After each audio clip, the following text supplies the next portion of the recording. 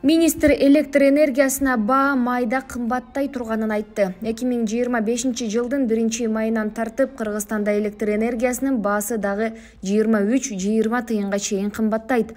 Бул тууралуу энергетика министри Таалайбек Ибраев 19 декабрда Бишкекте өткөн брифингде айтты. Ал өлкөдө электр энергиясынын баасы инфляциянын өсүшүнө жараша жыл сайын 1-майда көтөрүлүп турарын билдирди. Электр энергиясынын чыгымы азыркы баа менен өзүн актабайт. Электр жарыгына болгон тариф болжол менен 15-20% кымбаттайт. Эгер бүгүнкү күндө 700 киловатт саатка чейин тариф 1,11 сом болсо, ага 20-23 тыйын кошулат.